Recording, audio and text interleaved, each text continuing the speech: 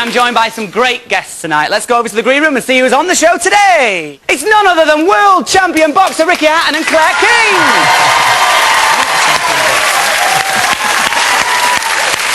Hello, are you all right? Great.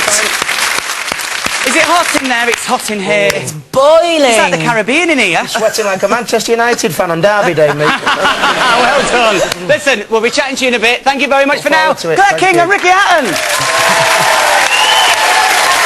Another one here. I think I know who this is off. It says, I'm warmed up and I'm ready to rumble. So bring it on. Ding ding, round one. Well, that's clearly been written by my first guest. Ladies and gentlemen, please welcome the undisputed light welterweight champion of the world and fellow Mancunian, Ricky Hatton!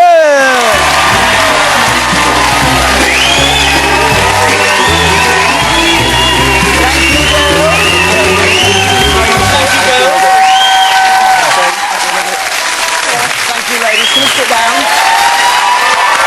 Woo! Look at that!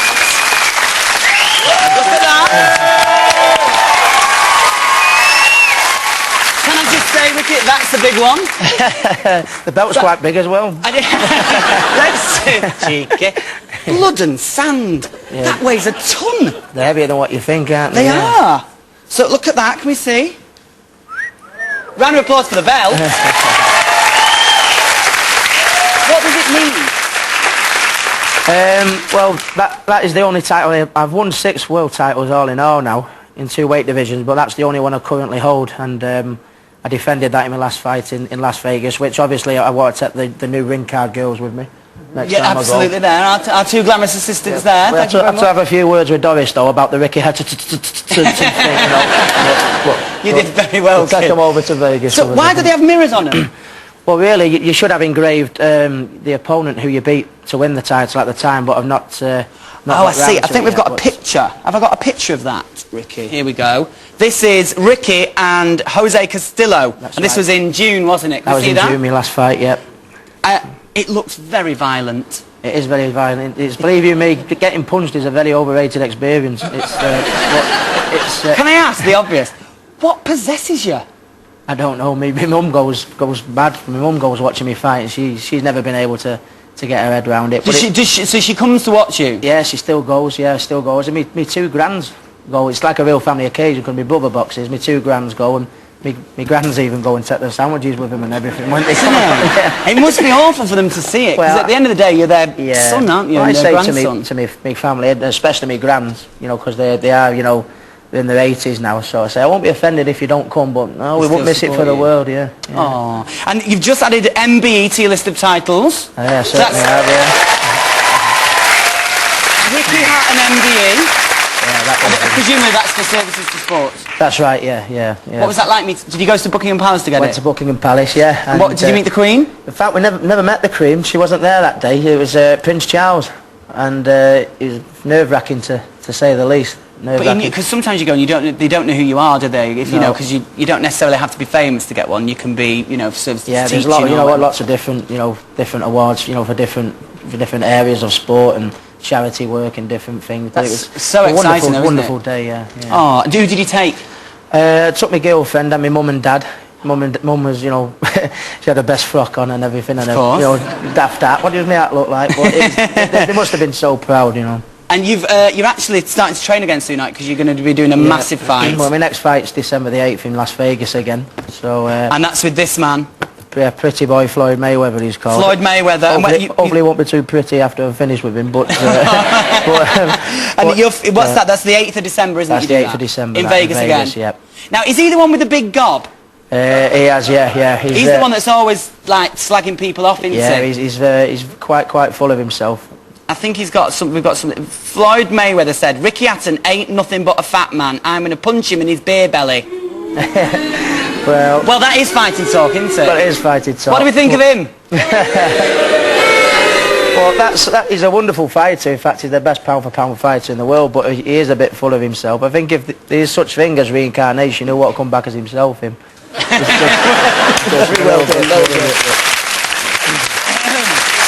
So when did you start your training? Well, it's the fight's 8th of December, and I think off the top of my head, that's still about 16 weeks away. So I always do a 3-month training camp, so probably another 3 or 4 weeks. So you're allowed to have you're still allowed to have a pint? Yeah. At the moment? Yeah, that's why I'm... everybody's nicknamed me because a big thing is made about the weight in boxing, and I tend to put on more than most of them. They've all nicknamed me Ricky Fatton. Ricky Fatton. What do you think my boxing name would be? Rotten Cotton. No, because you've got to be menacing, haven't you? Because you've got to be something menacing about you. Now, is it true that you drive around Manchester? I've got a picture of this, actually. Yeah. Can I put this here? Of course, yeah. I shouldn't really have that. It's yours. Put that there. It's safe. I've got a picture of you driving with an Only Fools and Horses van. Where did you get... Right, tell me the reason why. Well, I've just always been a big Only Fools and Horses fan, and I collected bits of memorabilia, you know, the signed pictures and the Peckham Spring water and bits and bobs. And I said to the fella who runs the website, I said, if you ever come across one of the vans for sale, give me a shout. And so was it one that was used in the series? Yeah, there was 9 used all in all in the series. Because they fell to pieces, didn't they? Yeah, and that was one of them. And it's like about 30 years old. You know, you really are playing with your life when you go in that. Do you drive it a lot? Not a lot, because it's like you say, it's falling to bits a bit, innit? So but every now and again I would, you know, drive around my hometown. I mean, it's you can't drive it to Manchester or stuff like that. Right. You just drive it around your hometown. Right. Because Round your drive. Yeah. Right. So, but it gets a few laughs. There's no better feeling when everybody, you know, goes, you know, and then they realise you're in it. Ricky must be struggling. Look, he's not even got 4 wheels on his car. Very good. So listen, you're doing an audience with, aren't you? That's and right. Is this for a charity?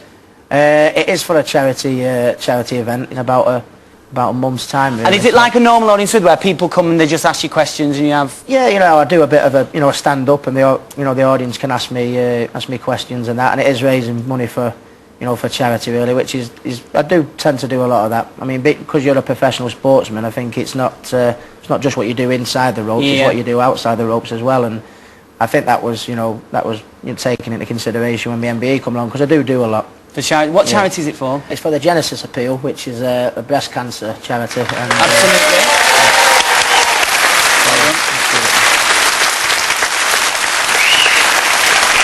So what date's the fight? It's the 8th of December. 8th of December. And isn't there an incredible amount of people that go and support you? Well, yeah, I think last time 10,000 British fans went over amazing? To watch, and believe it or not, it was a record for fight fans from this country to go to America and watch a British fighter, really. So that makes me feel really. And do you do it in? It's in like one of the big hotels, isn't it? It is. Funny enough, it's getting. Hopefully, it's going to get confirmed this week, but it hasn't been finalised yet. The venue hasn't yet. Yeah, but I believe it's going to be the MGM Grand, and I've heard a little sneaky suspicion that because the Spice Girls are playing on the same night, and they're being moved to the Mandalay Bay, so I can find them.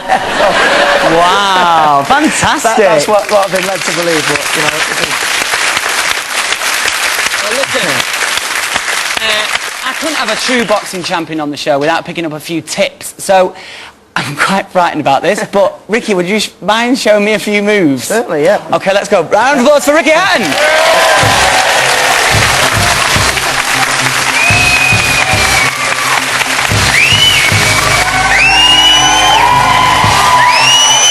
So, what do we do first? Do we do skipping? Well, generally we do a bit of skipping first, because that's what we... I'm quite good at skipping. That's what we...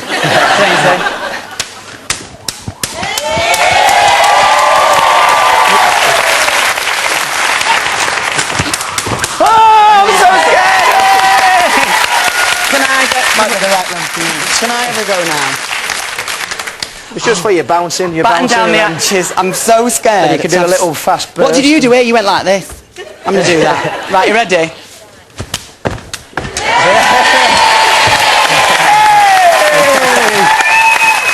Now what's next?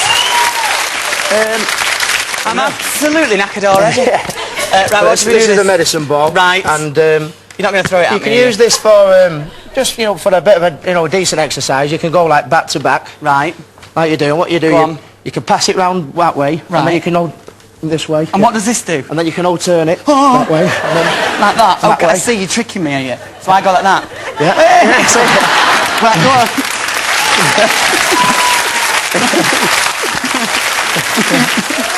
Now where? Oh! Right.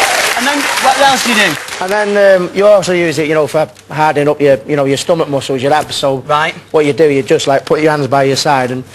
Oh no! What are you gonna do? And you generally just, you know, give it round the sides. That's for your, you know, for your body punching, right. and then you go around the side, and then you'd. No! Don't do that.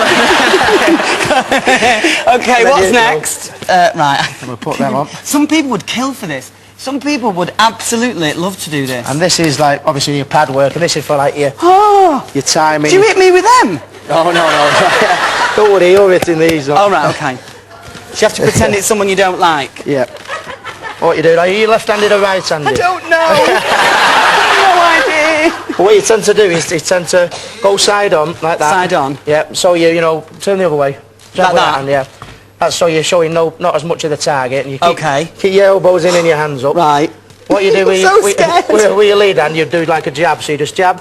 Jab. Yeah, jab. Jab. Right. Jab. Left hook. Right hook. Uppercut. Jab. 1, 2. Yeah, that one. Yeah, 4. That's it. Jab. Uppercut. Look. Right. I hate you. You stole my favourite pencil case.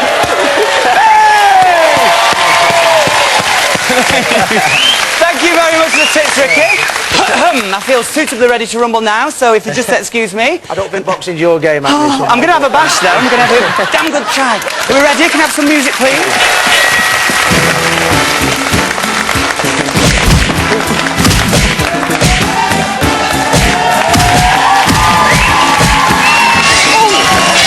You all right? I've knocked the cameraman out. I'm genuinely exhausted. I need to have a lie down. Ladies and gentlemen, a massive thank you to the fantastic Ricky Hatton.